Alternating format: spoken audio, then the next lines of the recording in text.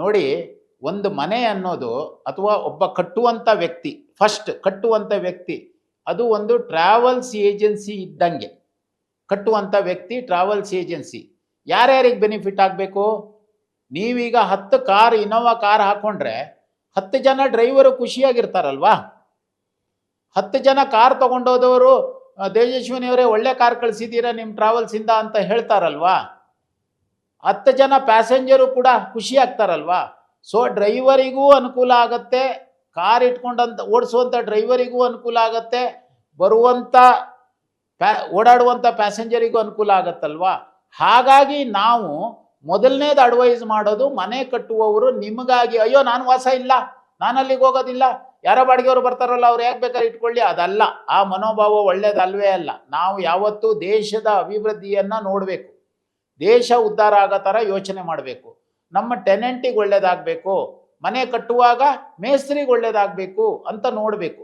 ಅದನ್ನು ನಾನು ತುಂಬ ಟೆಸ್ಟೆಡ್ ಕೇಸ್ ನೋಡಿದ್ದೀನಿ. ಕಟ್ತಾ ಕಟ್ತಾ ಕಟ್ತಾ ಓನರಿಗೆ ಒಳ್ಳೇದಾಗತ್ತೆ, ಕಟ್ತಾ ಕಟ್ತಾ ಕಟ್ತಾ ಮೇಸ್ತ್ರಿಗೆ ಒಳ್ಳೇದಾಗತ್ತೆ, ಆಮೇಲೆ ಬರುವಂಥ ಟೆನೆಂಟಿಗೂ ಒಳ್ಳೇದಾಗತ್ತೆ.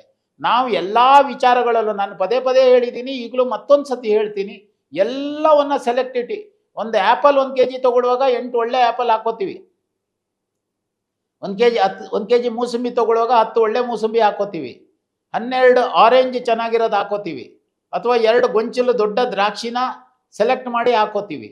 ಇಷ್ಟೆಲ್ಲ ಪ್ರತಿಯೊಂದು ವಿಚಾರದಲ್ಲೂ ನಿಮ್ಮ ಹತ್ರ ಸೆಲೆಕ್ಟಿವಿಟಿ ಇದೆ. ಬಟ್ಟೆ ತೊಗೊಳ್ಳುವಾಗ ಸೆಲೆಕ್ಟ್ ಮಾಡ್ತೀವಿ, ಕನ್ನಡಕ ತೊಗೊಳ್ಳುವಾಗ ಸೆಲೆಕ್ಟ್ ಮಾಡ್ತೀವಿ, ಎಲ್ಲ ವಿಚಾರಗಳಲ್ಲಿ ನಿಮ್ಮ ಹತ್ರ ಸೆಲೆಕ್ಟಿವಿಟಿ ಇದೆ. ಹಾಗಾದರೆ ನೀವು ನಿಮ್ಮ ಕುಟುಂಬವನ್ನು ಒಂದು ಜಾಗಕ್ಕೆ ಕರ್ಕೊಂಡೋಗಿ, ನಾನು ನನ್ನ ಹೆಂಡತಿ ಚೆನ್ನಾಗಿರಬೇಕು, ನನ್ನ ಮಕ್ಕಳು ಚೆನ್ನಾಗಿರಬೇಕು, ಏನಾಗುತ್ತೆ? ಯಾರೋ ಈ ಬೆಂಗಳೂರಿಂದ ಲಾರಿ ಖಾಲಿ ಮಾಡ್ಕೊಂಡು ಮಂಗಳೂರಿಗೆ ಹೋಗ್ತಾನೆ, ಅದೇ ಲಾರಿನ ಇನ್ನೊಬ್ಬ ಬುಕ್ ಮಾಡ್ತಾನೆ, ಬೆಂಗಳೂರಿಗೆ ಬರ್ತಾನೆ. ಸೊ ಹೋದವನು ಚೆನ್ನಾಗಿರಬೇಕು, ಬರುವವನು ಚೆನ್ನಾಗಿರಬೇಕು ಅಂದರೆ ನಾವು ಕಟ್ಟುವಾಗ ಚೆನ್ನಾಗಿ ಕಟ್ಟಬೇಕು. ಮತ್ತು ಈ ಟೆನೆಂಟ್ಗಳು ಸಾಧಾರಣವಾಗಿ ಒಂದು ನಾರ್ತ್ ಈಸ್ಟ್ ಬಾಗಿಲಾದರೂ ಇದೆಯಾ ಅಂತ ಹುಡ್ಕೊಂಡೇ ಹೋಗ್ಬೇಕು. ದಯವಿಟ್ಟು ಅರ್ಥ ಮಾಡ್ಕೊಳ್ಳಿ, ಒಳ್ಳೆ ಬಾವಿ ನೀರನ್ನು ಕುಡಿತೀವಿ ನಾವು, ಹೌದಲ್ವಾ? ಇದು ಇನ್ನೂ ಕೆಲವರು ತಪ್ಪು ಮಾಡ್ತಾರೆ. ಜ್ಯೂಸ್ ಅಂಗಡಿಗೆ ಹೋಗ್ತಾರೆ, ಒಂದು ಬಾಟ್ಲಿ ಬಿಸ್ಲೇರಿ ಕೊಡುವಂತಾರೆ, ಆಮೇಲೆ ಒಂದು ಜ್ಯೂಸ್ ಕೊಡುವಂತಾರೆ. ಅವನು ಆ ಜ್ಯೂಸಿಗೆ ಹಾಕೋ ನೀರು ಬೇರೆ ಯಾವುದೋ ಕೆಟ್ಟ ನೀರಾಗಿರುತ್ತೆ. ಹಾಗಾಗಬಾರ್ದು. ನಮ್ಮ ಸೆಲೆಕ್ಟಿವಿಟಿ ಅನ್ನೋದು ಬಾಡಿಗೆಯವರಿಗೆ, ಸ್ವಂತದವರಿಗೆ, ಬೇರೆಯವರಿಗೆ, ಪಕ್ಕದ ಮನೆಯವರಿಗೆ ಅಂತ ಬರೋದಿಲ್ಲ. ನಾವೀಗ ಒಂದು 1000 ಜನ ಊಟಕ್ಕೆ ಬರ್ತಾರೆ ಅಂದಾಗ ಒಂದು ಒಳ್ಳೆ ಉದ್ದೇಶದಿಂದನೇ ಅಡುಗೆ ಮಾಡಿಸ್ಬೇಕು. ಅಡುಗೆ ಭಟ್ಟನ ಮಾತು ಕೇಳ್ಕೊಂಡು ಮಾಡೋದಲ್ಲ.